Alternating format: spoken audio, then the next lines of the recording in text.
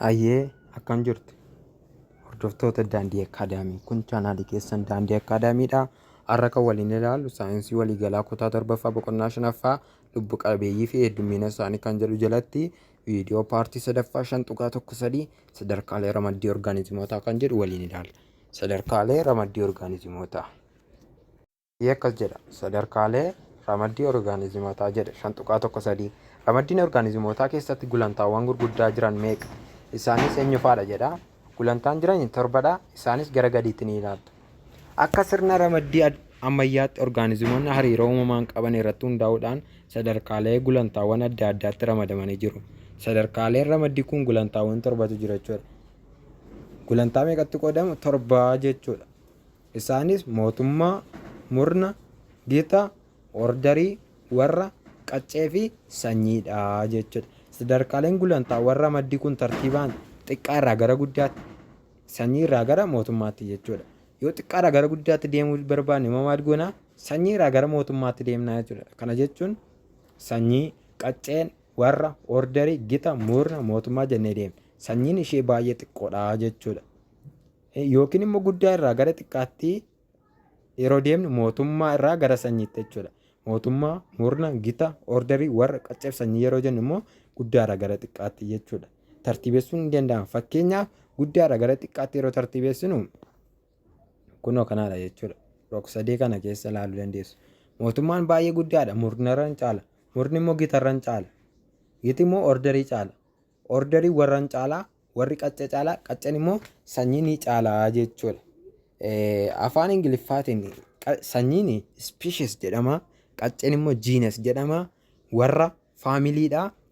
Orderiin orderiidha. Maal ta'e? Giti kilaasiidha. Murni immoo faayilamiidha. Mootummaan immoo kingdamiidha jechuudha. Afaan Ingiliffaatu qabatanii gaarii ta'amuu wayyuu qabadhaa. Sanyii species, qaccee, genus, warra, faamilii, orderiin, orderiimaa, gita kilaasiidha.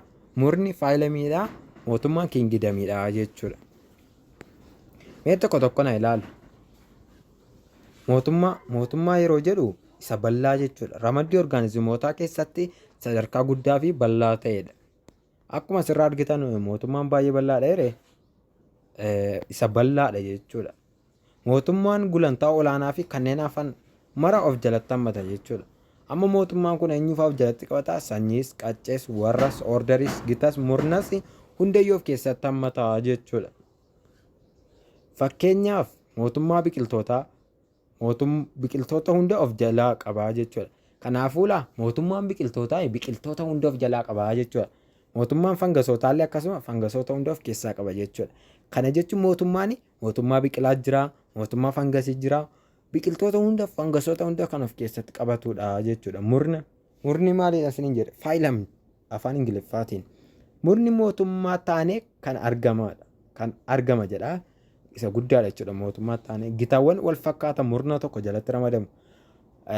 Gita jechuun jiinesii dhiifama kilaasii jechuudha. Gita kana jechuun amma fakkeenyaaf gitni qurxummiilee amfibiyaanotaa, reptaayilotaa fi allaattiiwwan hoosiftoota murna kordaataa jedhamu jalatti ramadamu. Akkaataa wal fakkeenya isaaniitiin wal jalatti ramadamaa deemuu jechuudha. Git yookaan kilaas kan jedhamu kun immoo gitni orderiiwwan amaloota walitti dhiyeenya qaban of keessatti hammata. Gitinni kun immoo maalidha? Amaloota walitti baay'ee dhiyoo ta'an of keessatti qabataa jechuudha.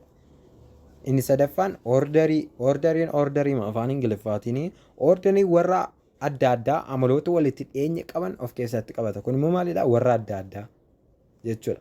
Inni kun immoo maalidha? Amaloota walitti dhiyeenyaa jenneerra waan ta'eef. Orderiin warri maalidha isiniin jedhe sila faamiliin jedheera. Faamilii jechuun warreen qacceen isaanii wal fakkaatanii yookaan maatii jechuudha. Warra amma warri keessan jechuudha yookaan maatiin keessan qacceen keessan wal fakkaata yookaan akka baayoloojiitti qacceen namaa hundumaayyuu tokkuma. Garuu immoo akkuma yaadaatti akkasiniif galuuf qacceen keessan tokko yookaan sanyiin keessan tokkodha qabadhaa. Warra qacceewwan amaloota wal fakkaataa qaban of keessatti hammataa jechuudha. Qaccee wal fakkaataa. Qacceen immoo maalidha? Warri maalidha afaan Ingiliffaatiin? Faayilam siniin jedheera. Warri faamilii siniin jedheera jechuudha dhiifama. Inni itti aanu qacceen Ingiliffaan genus jedhamti. Qacceen sanyiiwwan amaloota wal fakkaataa qaban of keessatti hammatudha. Fakkeenyaaf leencaaf qeerransi qaccee tokko jalatti ramadamu. Amma qacceen isaanii maalidha? Paanteeraa jedhamu jechuudha. Qacceen leencaas qacceen leencaas qacceen maalis? Qacceen qeerransaas jechuudha. Amaloota walitti dhiyeenya qabaatu jechuudha. Ilaala amma leenci peenteraa liyoo.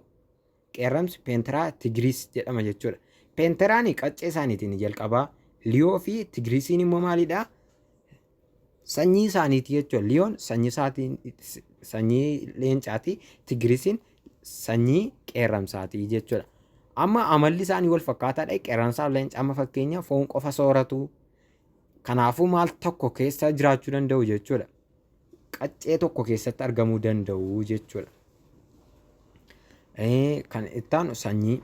Sanyiin immoo maalidha? Sanyiin sadarkaa ramaddii keessaa isa xiqqaa ta'ee bu'uura taaksinoomiti. Sanyiin orgaanizimoota akaakuu tokko walirraa horuu danda'anii fi dhaloota isaaniis itti fufiinsaan kan wal horuu danda'anidha. Amma fakkeenya leencaaf qeerramsi wal horuu hin danda'an jechuudha. Maaliif sanyii isaaniitu garaagara? Amma sanyiin leencaa maalidha? Liyoodha. Sanyiin qeerramsaa tigiriisiidha. Sanyiin isaanii waan tokko hin taaneef wal horuu hin danda'anii jechuudha. Kanaafuu qeerramsaaf qeerramsi sanyiin isaanii tokko wal horuu danda'u. Fakkeenyaaf nama, leenca, birbirsa, waddeessaa kan kana fakkaatan sanyiin isaanii wal fakkaatu wal horuu danda'u jechuudha.